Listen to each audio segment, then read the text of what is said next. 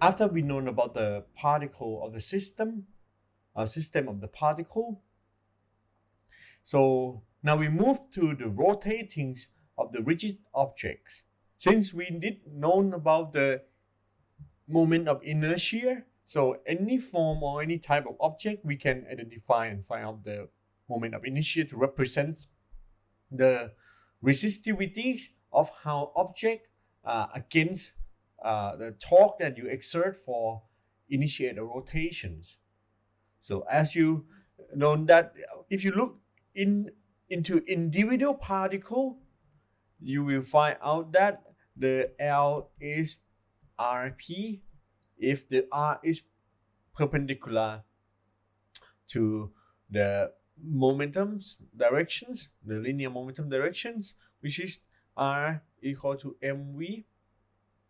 And as you know the relation from the previous sections of the translational, so you can translate from arc distance as a theta r, tangential velocity as omega r, and tangential accelerations as alpha r, like this. So rather than you write in terms of v, you can write it in terms of omega. So it's equal to omega r. That's why you have Li equal to mi ri square omega. This is how you can identify the angular momentum from individual particles. If you like to sum up or integrate in this part, you can find the total or resultants of the angular momentums from the entire subjects.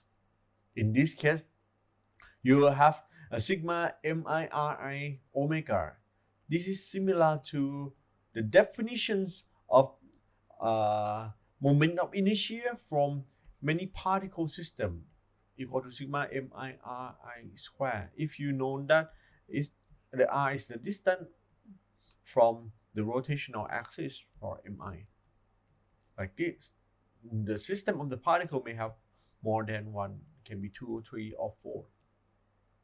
So we link to the definitions of the linear angular momentums around z-axis like this, equal to I omega. Omega also in z directions, in like in these figures.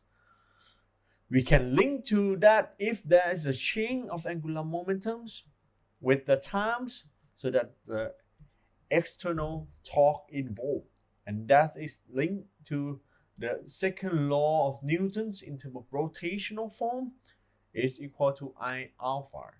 You know, sigma F equal to ma. So for the torque, sigma torque is I alpha. For comparisons, let's look into this example. With this bowling ball rotate around z-axis, so it have omega in these directions as same as our directions. So estimate the magnitude of the angular momentums of bowling ball having mass 6 kilograms and this radius to spin with this ref.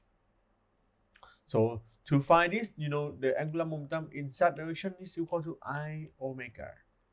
Since we did learn about the solid sphere, so I of the solid sphere, if you rotate around z-axis like this, is equal to 2/5 mr square, since r is the radius of this sphere. To find out about the omega, we know that this is spin for 10 rev per second, right? So this is the unit of the omega. So the omega is 10 rev per second. So since you know that 1 rev is 2 pi radius, all right, I will do a conversion and show you now. 1 rev is 2 pi radius. If you would like to convert to radius, radians per second. So you can find out from this. How about 10 ref? You multiply by 10, so 10 2 pi. This is 20 pi radians. So now you know this is the rotational speed equal to 20 pi in radian per second now. So if you like to determine Lz, I is 2 over 5 mr squared and omega is 2 pi radian.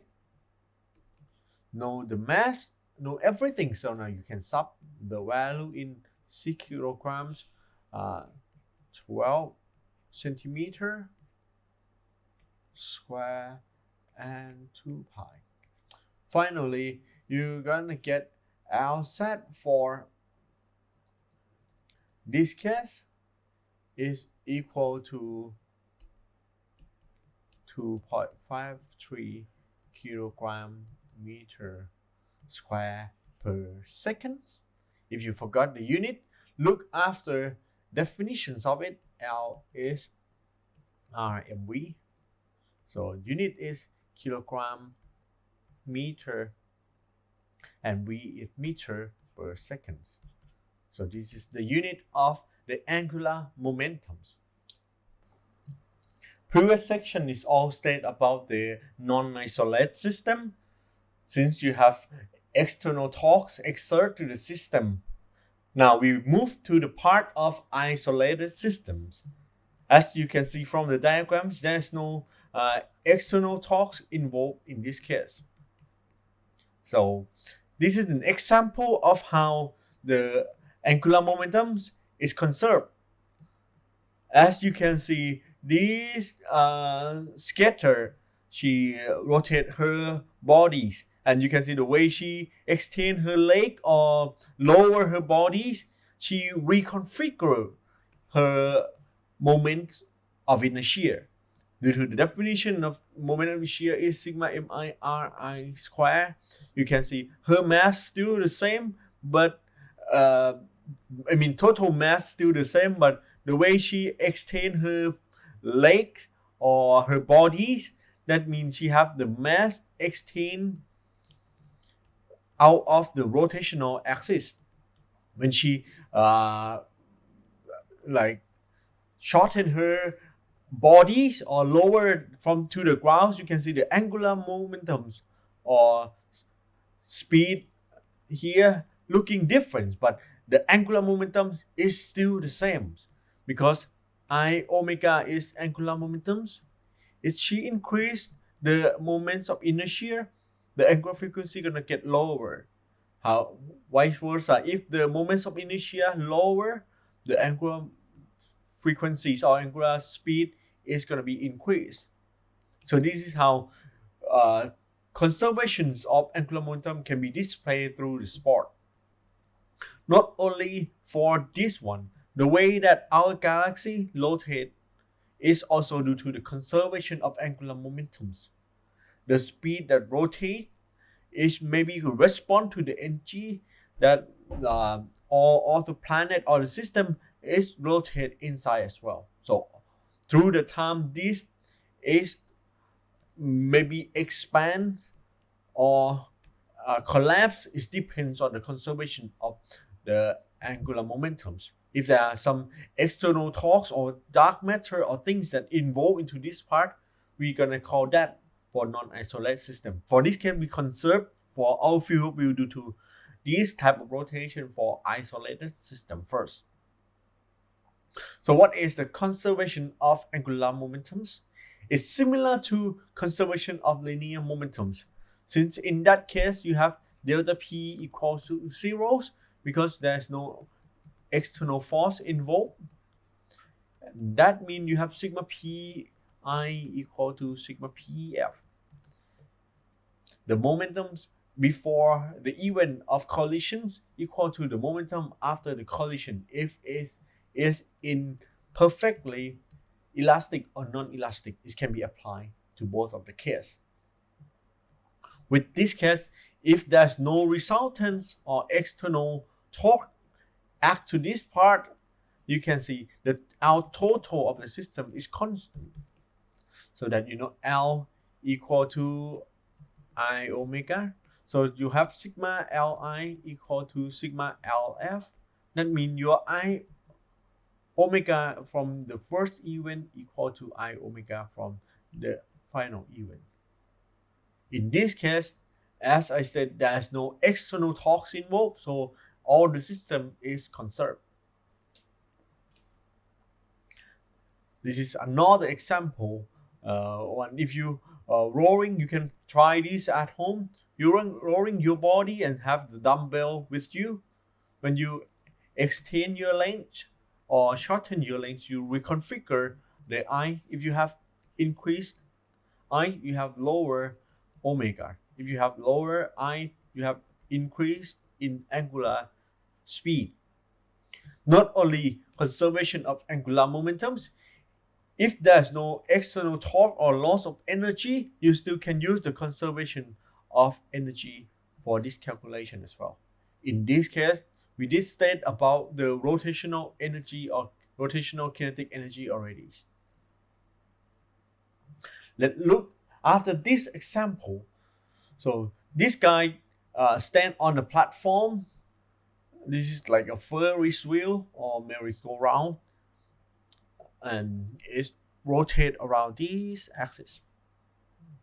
So a student with the mass of 60 kilograms, and this platform has the mass of 100 kilograms, and rotate with the rotational speed for 2 radians per second.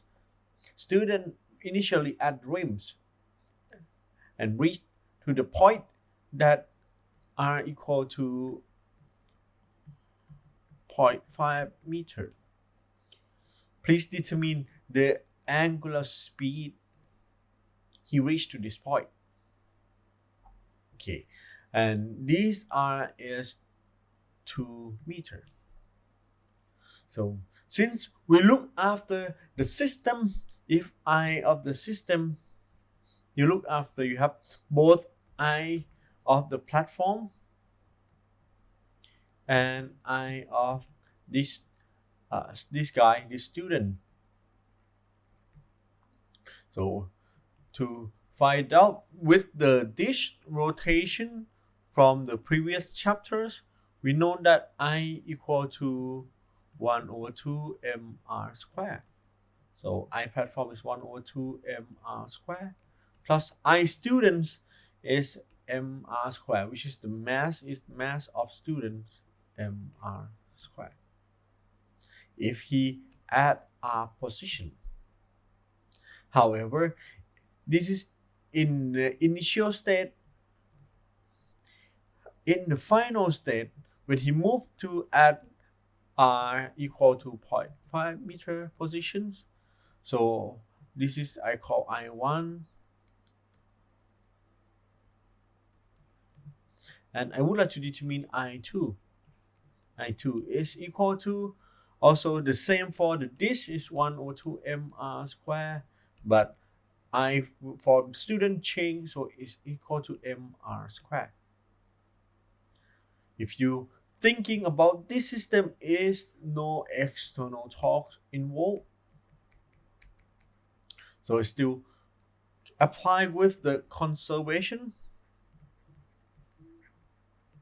of angular momentums. So in this case, you have sigma L from the first event equal to sigma L from the second event. In this case, the initial angular momentums, you have a speed for 2 radians per second.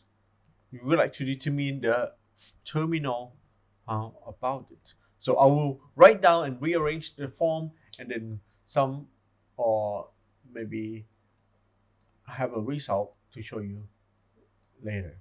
So from now, what you get from the first event is I omega, so that this is sigma L equal to I omega, depend on individual case. So it is I 1 omega 1 equal to I 2 omega 2.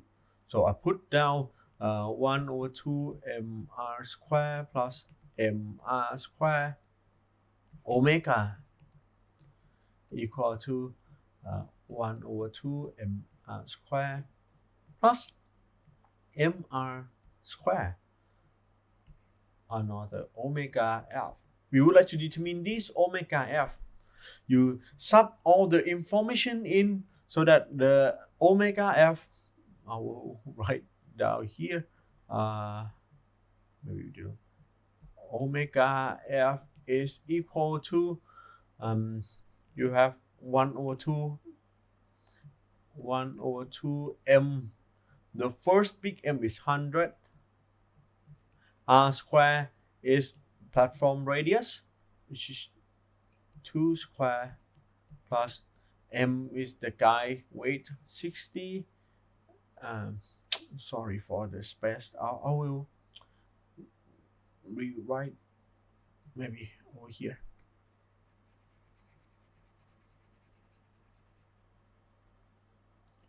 So by this you rearrange the term and got omega equal to this part of omega f equal omega f equal to the first one 1 over 2 100 2 square plus 60 2 square. This is the first one, and you divide by this one is 100 2 square plus 60. R is 0.5 square, and you multiply with omega, which is 2 radius per second. Finally, when you do calculations, you got omega f of 1.4 radius per second. So this is how you convert and find the terminal angular speed, since this guy moving from the rims to the position that are equal to 0.5 meter. That's all we did learn about the angular momentum from the particle, from a system of the particle, and also from rigid bodies. And there's still a lot of applications of objects that rotate or influenced by the angular momentums, especially in this type of rotation of top or gyrations. Somehow we call precessions, because it's wobble around one axis and still conserve the angular momentums here. Even there are some part that have some torque exerted due to its own weight. We will go into detail of how top wobbling like this. This is from Inception movie. And since if you're not having any rotation, so you can see there are no stationary or thing that can balance on these positions. So this is due to the conservation of angular momentums and torque that introduced to the system that have these gyrations keep rotate. This is how Earth orbit is similar to the precession, since Earth orbit around themselves and the axis of the Earth is make angle to the normal line, so that this is how Earth orbiting like a top as well. We will know the wheel that set up like this have the weight pulling down, have the normal force to the line, and with the r distance here, some torque happens, and you have the change of the angular momentums over here. So that means these still have another angular momentum for this precession as well. We will look into detail from now. How about top have the external force involved and keep it rotate? From this diagram, you can see the top have its own weight, mg, pointing downward, and at the tip of the top have the normal force and pointing upward. With these rotations, it conserves the energy here. So when you have omega on the object and object have I here, you know that it have L. And when top precess is changing rotation, you have initial L pointing this way, another L pointing this way. So this is delta L.